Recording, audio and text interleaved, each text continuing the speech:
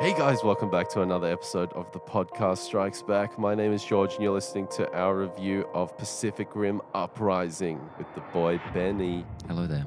Once again, just you and me, bro. Yeah, man. We've got a movie to review. The sequel to 2013. R.I.P. Connor. Respect.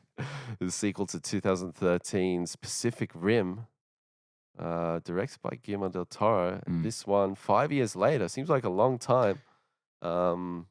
The Pacific Rim 1 came out. We got a sequel. And seems like Warner Brothers are trying to make this into a bit of a franchise. Yeah. Good luck. Well, the fact that we got a sequel is amazing. It's Yeah. only because the first one did so well in China. yeah, right. Because remember, it was performing quite averagely, and then when it later released in China, it just did really Smashed it. well. Yeah, Right. Yeah, I do remember that. Yeah. and that's why. And this movie is clearly targeted a little towards 100%. that part of the world, which a lot of movies are nowadays. So Yeah. that's cool. I'm glad they had a chance to expand it. Formerly known as Pacific Rim Maelstrom. Yeah. I quite like that title, That's but cool, yeah. it sounded like a metal album. Hell yeah. Maelstrom. Yeah, awesome. It's so Yeah. much better than Uprising. Yeah. Fucking Rising and Well, I think they were worried people probably couldn't pronounce Maelstrom. absolutely 100%. Yeah, that's literally definitely what it was. But it was a ballsy title. I liked it. Yeah. Anyway, we got Uprising, generic. Directed by Stephen S. DeKnight, feature film debut. Yeah. He's worked on Spartacus and he took over showrunning duties on Netflix's Daredevil from Drew Goddard after he left unceremoniously. So I think that's a pretty good pedigree. I've never watched Spartacus, but I thought this Daredevil season 1 was amazing. People love Spartacus. Yeah. Like people are really into that. And he Deadpool season 2? Deadpool Daredevil season 2. Was I saying Deadpool? I don't know. I just had a massive brain fart there. Too much Deadpool on the brain. Yeah. Season 2, right? He took over, or Drew Goddard dropped out. During season 1, he took over. Drew Goddard worked on a lot of season 1. Right. But Stephen S. and I took over on it. Okay. I'm not sure if he did season 2 or Yeah, not. okay, But right. yeah, So, have we got a bit of a plot synopsis for this thing? damn it, George, we can try. Let's do this. I was concerned about the plot of this movie. I thought it was just literally going to be the breach opens again. Go. Yeah. But no, it's cool. So the world's moved on. It's 10 years later after the first one. The world is putting itself back together slowly but surely. There's a lot of Jaeger production still going on. A lot of people still are concerned that the monsters will be coming back, the kaiju, which I think is cool. It's kind of a cool place for the world to be in, that they're like, we solved this problem, but who knows? And we're mostly following Jake Pentecost, son of Stacker, Idris Elba, played by John Boyega, using something closer to his actual accent, which is really nice to see. And he's estranged from his father, very estranged now that he's dead. But and from his sister, Mako Mori, played by Rinko Kikuchi. And he's kind of he's like a criminal essentially. He's stealing Jaeger parts and just being a naughty boy. And yeah, we can get into spoilers a bit later, but basically, well, the driving thing is a bad Jaeger shows up. Yeah. So we get a bit of Jaeger on Jaeger action. Yeah. And then there's a bit of a mystery. What's happening here? Yeah. And shit gets real. Yeah. Yeah. If we're going to just kind of outline what I was expecting going in, and then, top line opinion before we go into specifics. I really was quite impressed with the last trailer. I remember sort of being like intrigued. Yeah. And I was kind of pumped. Wasn't sort of like Infinity War level pumped, but I was excited. And I came out of Pacific Rim Uprising like very, very impressed. Definitely had some issues in there. And the more I thought about it, probably the more issues kind of reared their heads. But overall, a really solid sequel, and has gotten me intrigued with where they're going to go with Pacific Rim as a franchise. Where were you on the first one? Because you're a big Del Toro fan, and that one was a little different for him, bit of an outlier. So I chucked on about a little bit of it, just briefly to just sort of refresh my memory. And damn, man, if you compare the intros of Pacific Rim Uprising and the original, it's chalk and cheese. Like, It is so well done. The original. In the original. Like Guillermo del Toro just has such a great grasp. That first sequence and intro, outlining the world, it was just so well done. Yeah, the scale of things in the first one was really, really well handled. Yeah, the fights and the scale, it's on another level compared to the new one. And the kind of saturated neon look of the whole film is really gorgeous. I found where the first one really falters is everything else. The characters. The characters. Love Marco Mori and Mr. Cancel and the Apocalypse, Stack of Pentecost, Idris Elba. He's really cool. I like Charlie Day and Ron Perlman. Love Charlie Day. Ron Perlman's a lot of fun. Yeah, I feel bad saying the characters about. I guess I'm mostly just talking about like the lead, Charlie Hunnam, who's, I don't want to say charisma vacuum, but nothing can get out of there. So, and there's weird stuff with all these Australian accents that just don't quite work. Yeah. They're quite distracting for Australian audiences. Other people probably wouldn't notice, but I 100% agree with you. Yeah. It was the scale, the attention to detail, the production design on the first one, I feel is stronger than Uprising. But the story, the characters, the everything, humor, they completely flipped the switch. All that stuff went down, and all the other stuff went out. It's a shame they couldn't get it right in both, but or get both right in both. So I did not like the look of this movie from the trailers. The last trailer, now that you mentioned, I do remember looked a lot better. The initial trailers, though, I was like, wow, this looks like the new Power Rangers. Yeah.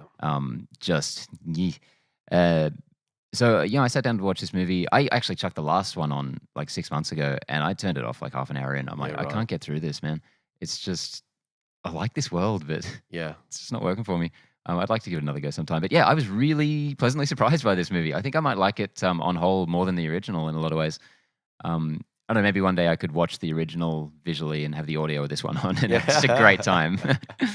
But I had a really good time. I was really surprised with the story, which again we'll get into specifically in spoilers, but I thought it was a really interesting angle to take it from, because I really 100%. Was worried that it was just going to be like, it's happening again. Yeah.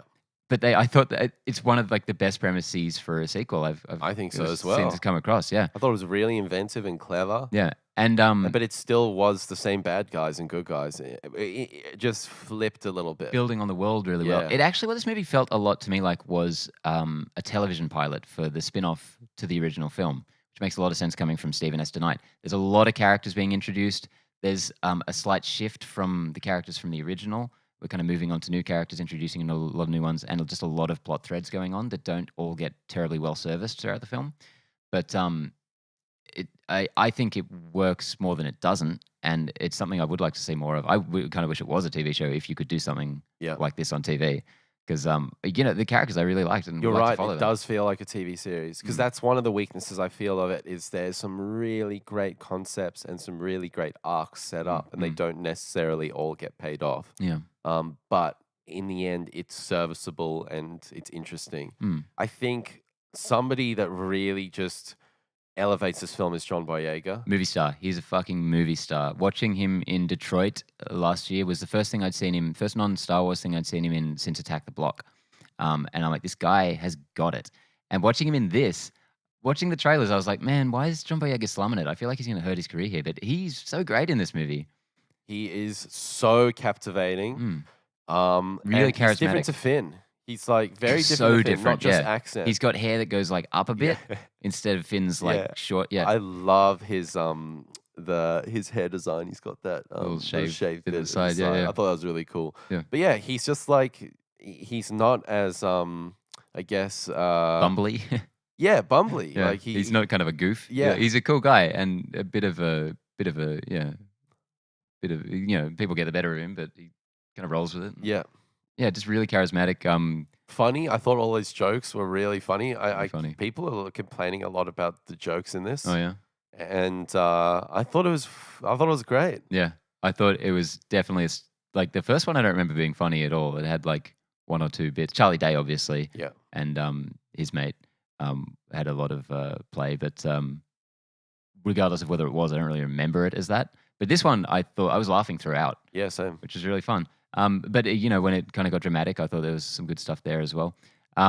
Speaking of Charlie Day, I thought he owned this fucking movie. Yeah, I'm the biggest It's Always Sunny in Philadelphia fan. So it's funny seeing him like clean shaven in this. It was very disturbing. But I thought he was so good and really built on the kind of stuff they were hinting at in the first film with him in very interesting ways, and it felt like he was just making it up as it's going along, like just doing the old Tony Stark ad lib, which I thought was a lot of fun. He references the iconic cancel in the apocalypse bit at one point, which was just hilarious. I thought. Yeah, I felt I was very curious about where they were going to go with that, and I think they went in a really cool direction. And one of my favorite parts of this. Yeah. Some people are saying they didn't like that. I'm not really sure why. I thought there was a really cool way to go. Yeah. And there was one particular scene where he walks into his apartment, and the way that scene unfolds, like it's kind of the reveal scene. Fantastic scene. Yeah, really enjoyed fucking that. Awesome. So we have white guy number 8, I believe, Scott Eastwood. Yep. In this, I thought he's number 7. Yeah, maybe he got bumped up recently. Because they swapped out what's his face for the first one. I literally can't remember. Charlie Hunnam. Who they reference very briefly in this film. Yeah. Scott Eastwood I thought was good. He was just doing his thing that he always does, but I think they utilized him quite well. They took the piss out of him a bit, which is the best way to use Scott Eastwood, because he's a good actor. He's a crazy handsome dude, super fucking built. Yeah. But he's just kind of a stuffed shirt, generic dude. Yeah, and I think that's what his character was. Yeah. And they lent into that, and John Boyega was the sassy kind of like guy with X Factor. Yeah, and they got a history to their relationship that works very well. And there's a tiny hint of a love triangle plot going on, which I thought was barely there, but very funny when it paid off. Oh, man. Such good moments from John Boyega. Yeah. That was confusing. Yeah, gold. Yeah. Scott Eastwood's in it. Rinko Kikuchi comes back as Marco Mori. Bland. I'm glad she was in it, but bland. I'm glad she was in it. Underutilized. Not that they didn't have much to do with her in either film, but I will say though, there's one scene that really hit me in the feels. Really hit me in the feels with that character. Yeah. It's when her dog dies. Came out of nowhere. It was this weird 20-minute scene subplot. Yeah. That was even harder. That was crazy. She had a bad day. Yeah, one of the things I really liked about the first one was her, and especially her relationship with the lead, white guy number 6, where it wasn't really a romantic thing. I thought it was just really cool that they had this character who was just kind of a character, which was rare, and it actually led to the you've heard of the Bechdel test. It's about whether a movie has 2 female characters with names who talk to each other at some point about something other than a man. Right. It's a really interesting kind of measurement of just, it's not like a pass or fail thing, but it's just kind of interesting to see which films actually do and don't have that. You start actually trying to pay attention to that. You'd be amazed how many, like, look at the MCU. You so rarely get a woman talking to a woman about not a man. Wow. So never heard of that before. Yeah. The reason I bring it up, is because Pacific Rim spawned the Marco Mori test, which is about having a female lead who isn't a love interest to the main character, which I think it's cool. And this movie does a bit of that as well. Yeah. With a girl who I couldn't tell if she was 12 or 25, but she's in it. And she was good. The child character, the girl, she was kind of like the girl in Transformers 5. But way better. That kind of fame, but so much better, yeah. Not annoying. You compare this kid to the Dark Tower kid, and it's like chalk and cheese. Yeah, they have like a Jaeger youth training program thing. It's very Ender's Game, it felt to me, except with some personality. So kind of following her and her with these other kids as they're learning how to become Jaeger pilots. So I thought that stuff was good. Unnecessary. I don't know how much it added, but it was just like maybe 3 to 4 scenes of it. Yeah. Maybe my memory serves me incorrectly there, but I will say that it was a small component, and I wanted to see more. Yeah. I wanted to see more of every part of this, and I think that goes back to what you originally saying. TV show. A TV show. Yeah. Because this feels like the B cast on the pilot episode. The guys who will be following in episode 3 or something. Yes. Exactly. Yeah. Jing Tian as the Xiao, the Chinese actress. She's been cropping up a bit lately in some of these co-financed Chinese American films. Badass, I thought. I thought she was really cool. Yeah. And they kind of lean in one direction with their character and then go another one. Yeah. I quite liked it. Yeah. Yeah, same. It was good. Good banter with Charlie Day in a few scenes. Yes. Yeah. Really good. I think that kind of covers the main Yeah. the main thrust of the cast. We should mention Burn Gorman because that's an awesome name. He plays Gottlieb. Is he Charlie Day's counterpart? Yeah. He's a weird looking dude, He's man. an odd man, and that Looks like a deformed wimpy Michael nose. Shannon. He looks If like you can get more deformed. Looks like a salamander, Yeah. which I guess Michael Shannon does too, doesn't he? Yeah, they kind of Got a have bit their more screen time in this, I felt. yeah they Charlie Day definitely took the lead on it again, but they kind of have their little double act, which is a lot of fun. Yeah. So a lot of strengths to this movie. Does in a lot of parts feel like, again, coming from a TV director, it's not gorgeous in the way the first one was. No. But the special effects I thought were a lot better than they looked in the trailer. When we come to our big climax scene at the end, which is probably the only memorable action scene in the whole thing, it's not that action heavy, this one. I think it was a reduced budget, quite a reduced Very budget much on so. this. But I thought it was pretty cool, and a lot of the choreography was great. I mean, this is a far cry from the hallway scene in Daredevil in terms of production, but I think there was some really interesting fighting from little Gypsy Avenger and such. Yeah, I mean, that's the weakness of this for me is it's when I go to these movies, I want to see mechas. You know, I want to see mechas on kaiju or anything in between. Yeah. And that's what I feel like they really nailed in Pacific Rim 1. Yeah, like that's it was gleeful. It was just that Hong Kong fight. Yeah, with the ship and they, as we said before, they sacrificed on story to nail that component. Yeah. I mean, that opening shot in the first scene where it goes to the fishermen on the they're on the shipping boat. This is right at the beginning of Pacific Rim 1. Yeah. And they look out to sea and they see this fuck off kaiju coming straight towards them. I mean, the scale just feels immense. Yeah. The CG work feels better than it is in this. Yeah. And Yeah. this one has a bit more of a flatness to it. Yes. Even the actual pods in which they pilot the Jaegers doesn't feel as sophisticated or it just doesn't have that same clockwork kind of vibe that Guillermo del Toro gave the first one. So it missed that. But on the whole, like all these story elements that we'll talk about in spoilers, interesting ideas brought to the table. A real expansion of the world, which you needed for this franchise because the first one, was so tantalizing. It hinted to a lot of stuff, especially where it went right towards the end. We kind of got to see a little more of that, which is cool. Yeah. So, I mean, is there anything more you want to mention before we move into... I would have liked to see this in IMAX because I feel like I didn't give it quite a fair shake because the first one I saw in IMAX in New York City because I'm a cool guy. Oh, wow. Yeah. I saw it in Sydney. Yeah, it's a bigger IMAX, I think, actually. But... yeah, this movie is not like don't rush out and see it on that screen because it's not the spectacle that the first one was. But I think it would be cool to see it anyway, just for the finale at the very least. Just shout out to Sydney in this again. Yeah. Shout out because it was in the first one. Yeah. And it's prominent back. Australian characters. Yeah, it's a big role in this movie, which is cool shot to see. In Sydney. Actually shot here this time. Yeah. So the geography of our hometown was not horribly mangled like it was in the first film, which didn't bother me. I don't really pay attention to that stuff, but a lot of people really took him out of it. Really? Yeah. I was like, I was sitting in Darling Harbour in Sydney, like, oh, like this is fun. Don't take it too seriously. Yeah, totally. Yeah, it's fun to see. This is the image of the Sydney Harbour Bridge with these massive turrets on it. Yeah. It's really cool, really fun. Yeah, I always give a movie, I'll give it an extra point just because it's set in Sydney. We've had The Matrix, we've had Power Rangers, and that's about it. Let's add Pacific Rim Uprising to the list. Yeah, cool. That's a great triple feature right there. Yeah. All right, let's jump into spoilers, huh? Yeah. Unless you want to give a final.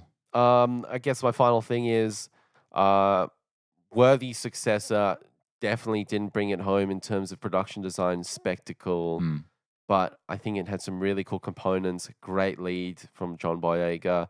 Maybe not everything got tied up as nicely as I would have liked, but on the whole, a really enjoyable movie experience and a fun movie. And I can imagine, somebody around the age of 10. Holy shit! This is the shit. Yeah, this is it. I'm really glad to hear that because I really enjoyed it. I had a lot of fun with it.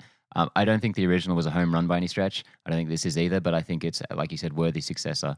And does things very differently. It's not just retreading the same, not even in terms of just story and stuff, but the strengths and weaknesses. It's really doing it differently, which is agreed. Yeah, just a fun compliment to the original. Don't rush out and see it. If you didn't like the first one, you're not going to like this one.